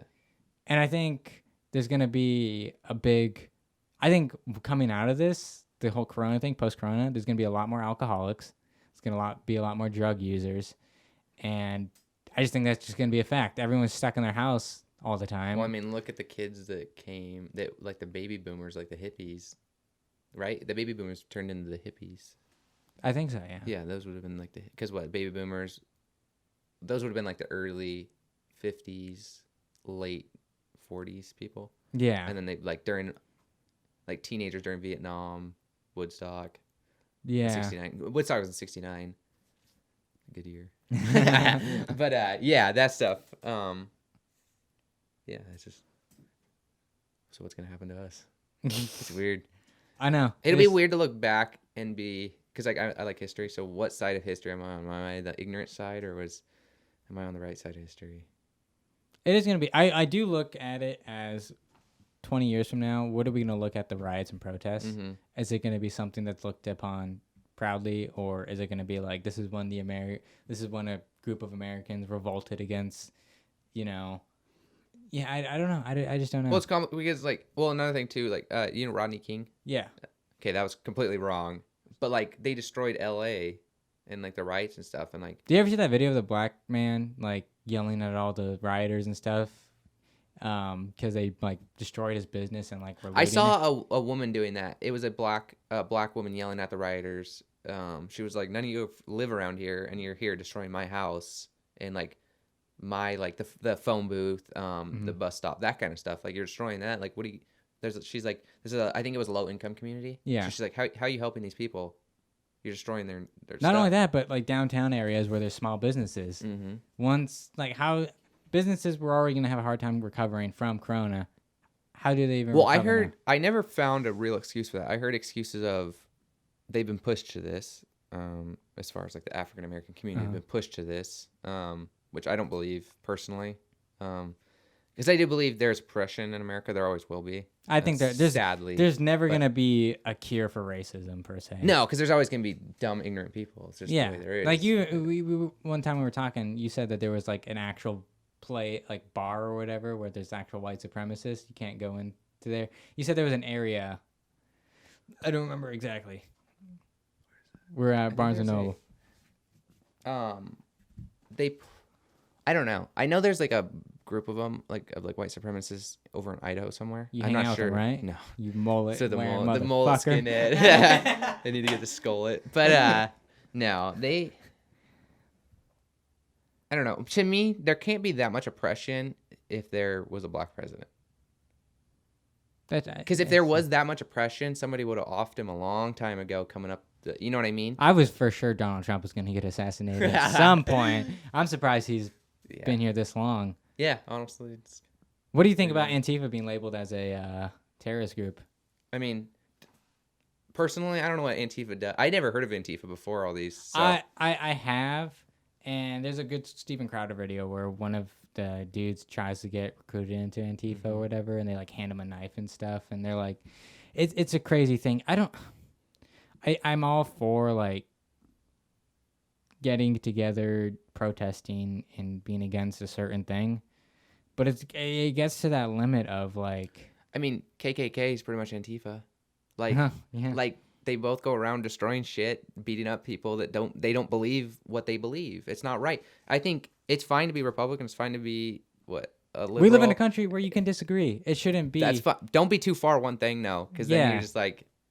Yeah. What is that? Extremists. Yeah. That's not good. Like the same. We learned about. I took a Western religion in like Islam class, and I thought Islam was just run around blow shit up, kind of like racist stuff. But like you learn about it.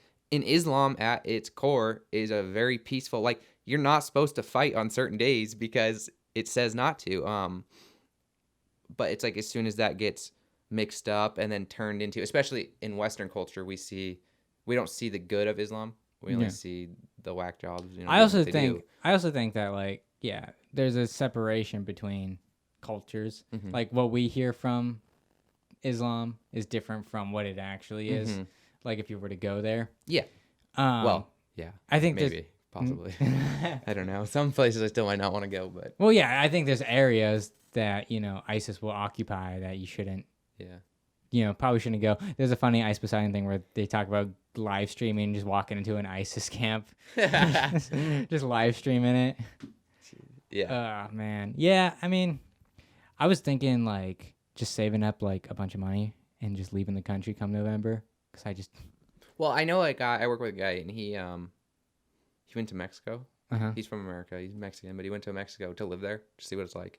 And like, I'm just thinking he was talking about a candy bar, and he was like, I would go to the store and buy a whole bunch of candy bars, and he was like, I'd eat a whole candy bar. He's like, but you give a candy bar to the kid, and he's gonna eat a piece, put it in the fridge. Eat a piece, put it in the fridge, because they can't afford it. Like it's a different lifestyle. Americans are really spoiled. Yeah. But I mean, I'm gonna take a vacation in like November, so I'm just not here in America when shit hits the fan. Yeah, I'll be out hiding somewhere in the woods with my boat. You ever get scared? Like you ever see the Friday the 13th when Jason just comes out of the water and scoops the girl? Very scary.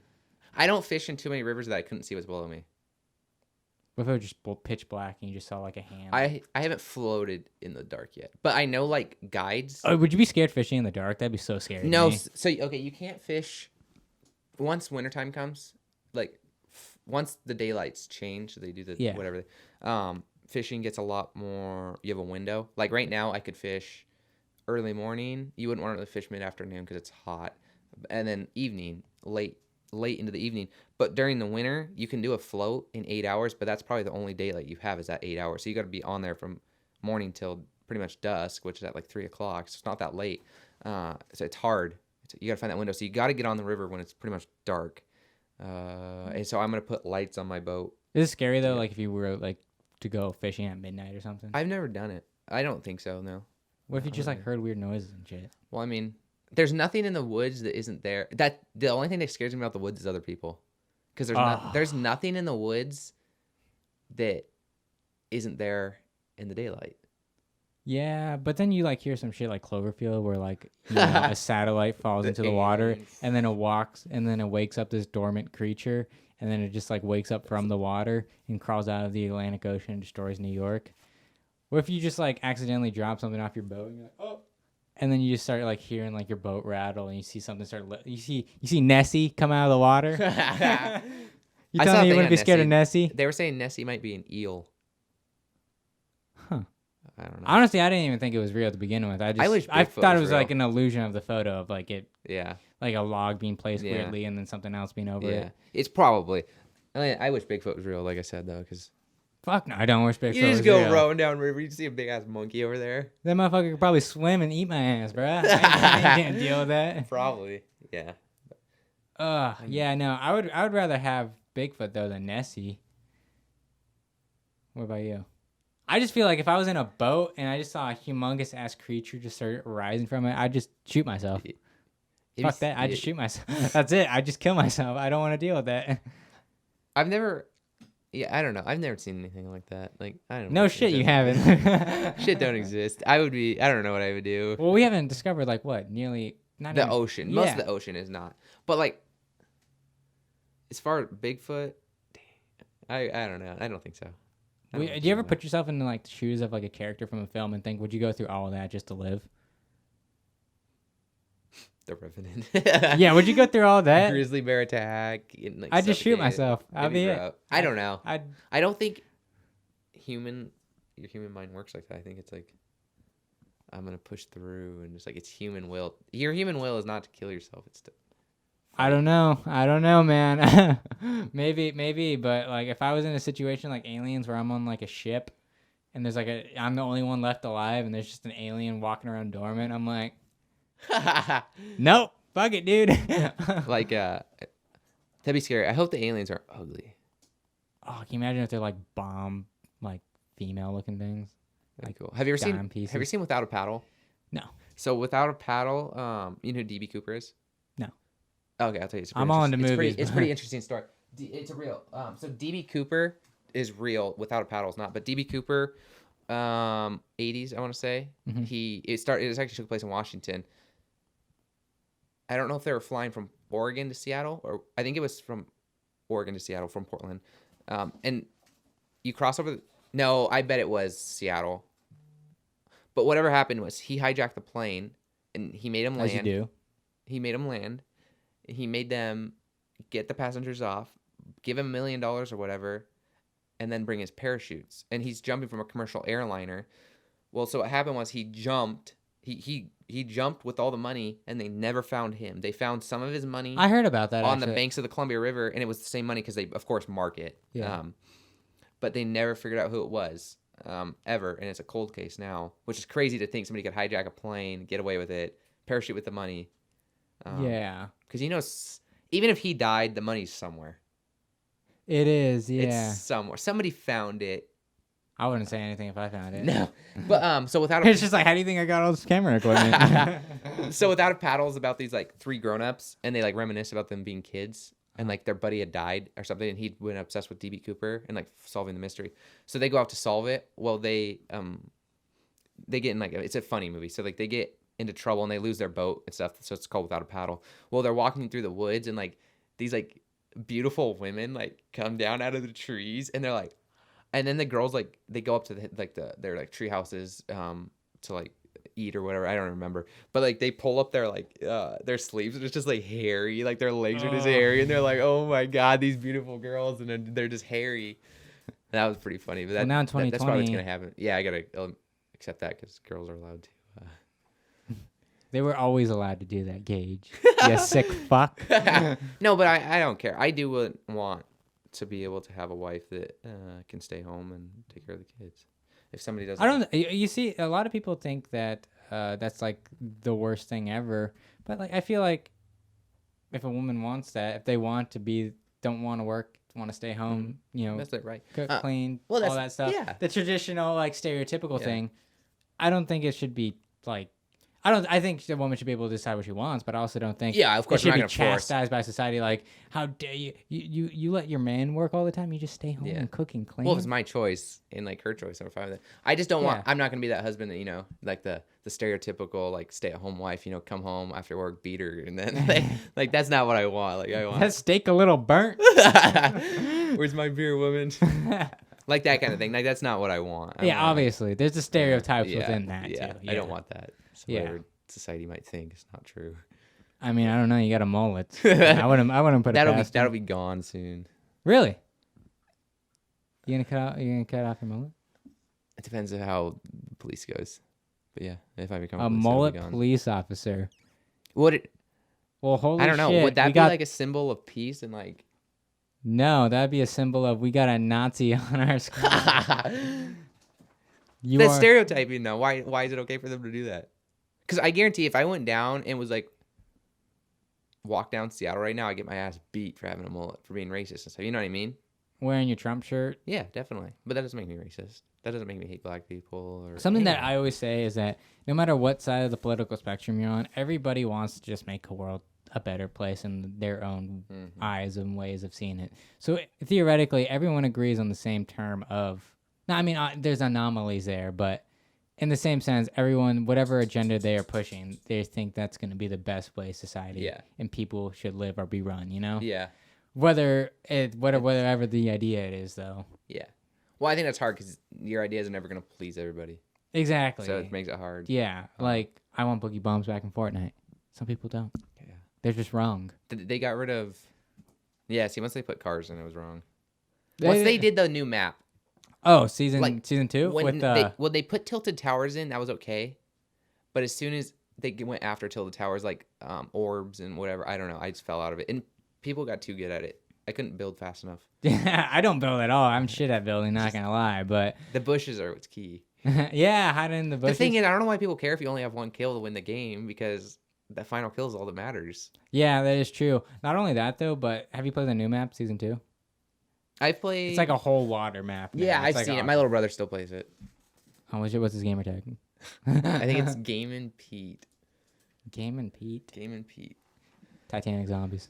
I don't know. Like, you can cross-platform now, can't Yeah. you? Yeah. But I rarely ever play Fortnite. I play a lot of Roblox. I do play Roblox. That's where I've gotten a lot of my girlfriends with Roblox.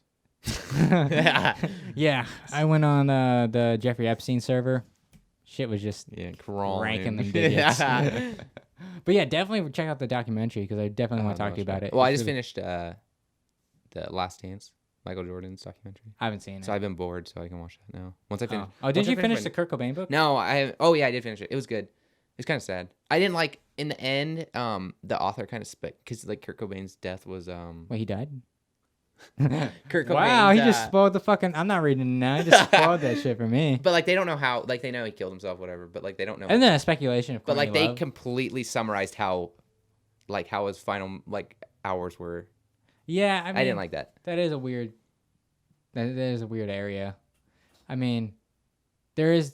Have you ever seen the show 24 Hour or 0 Hour? I think it's called. It takes you through the 24 hours before an event happens. So like the 24 hours before Columbine happened, it takes you through the events of what built up to that. That'd be interesting. And yeah, I mean, I don't know. I mean, isn't there speculation that Courtney Love also? Yeah. I mean, I know the book was, of course, written with because the drummer Dave Grohl, he wasn't in a part of the book. Like he was mentioned, but like he was never really a part of it. And he was a huge part of Nirvana too. So, yeah. But really, the only people that did interviews were like, there was a lot of people that did interviews, but the main ones were like came from Courtney and then Chris, the bass player. So like you're missing more than just that. So I do think, I don't believe Courtney killed him, but like if you have that, it's more biased. There is a weird contingency or conversation to be had with like for film in particular. Like should a film be made about someone while they're still alive? Because then I don't like it. they have so Yeah. much control Yeah. and little things like, here was my worst moment in my career. Let's just kind of like Yeah. make me a little bit of a better. There's a lot of talk about Strata Compton. A lot Yeah. of the abuse against women, Yeah. like that's very prominent, but you Yeah. don't see that. Yeah, in I the never film. thought of that. That's true. And should the people who are involved in it, should that be portrayed in the film, or should they even have their hands in that cookie jar? I don't know. I Like, just feel like you got to protect your ass. So. well, you that's the gotta thing. cover it I up. don't think I think Dr. Dre is a completely different person than he was back then. Of So course. should he be judged Yeah. for those actions now? No. I think he's a different man. Like Yeah. maybe like, you know, yeah, he did it. That's wrong. Everyone could agree that that's wrong. But look at all the good he's done. Look at what he has done. Look Yeah. at what he has become Yeah. from that. You know, like, Yeah. Yeah. It's yeah. and I don't think we have that in society today, especially today. Yeah. You- Like let it go kind of thing. Not like let it go, but like. But I don't know. We were sitting in class talking. We were in like a class conversation, and some girl was like, she was like, "I love Chris Brown." She's like, I'd let him beat but me. like she was like talking how much she hates Trump, but like you can support. Why is it fine for one guy? Yeah, to, why is it fine to abuse women, but the other guy can't? Well, why is it fine to just forgive one, but then Yeah, what makes it different about the other? Just because you like what one does, but not the other, yeah, that doesn't make it right. yeah. I don't know. I mean, I think don't everybody abuse- has a don't, cat. don't abuse women. Pretty Pretty simple. Well, I don't know, Gage. If that steak gets a little burnt, Coming home with a beer. if you sit on that couch and there ain't a steak and a cold beer right by your side, like something's got to give. Come on now. Mad. But yeah, I think we are good there. Gage, you want to have any last words? follow my page, Stickum Sport Fishing, for more updates as my career begins with fishing. I might change it to Reaper Sport Fishing. See, Reaper Guide Service or something. So I don't know. we should do a Carolina Reaper challenge, Gage. No. If Gage won't I do it. open my business as Gage, the she's just itching. if I make my business the Reaper Sport Fishing, do you know who Blue Oyster Cult is? I have no idea. They're like this old band. Because I like rock. It's one of my favorites. And so like Blue Oyster Cult, they're old. I don't know like 2 songs of them, but one of them's "Don't Fear the Reaper." It's just an old song, and I like it. So I think it'd be cool. Like, You should name your boat Battle Bus. Like from Fortnite. the battle. And just paint it like it. Fucking battle bus. That'd be funny, Dude, you know how but much shit, and you should get 2 boats and then have that like would attract the like a kids. family boat and have it That's be a smart idea. the- Have like a big boat for families, like make it look like Fortnite. yeah. But no, so I bought my Jeep and it's red, it's lifted, but it's got like black trim. Uh-huh. So I think it'd be cool to do, because I don't want a red boat with black trim because I think it'll look like a fire truck. But I want like a black boat with maybe like a red trim. Uh-huh.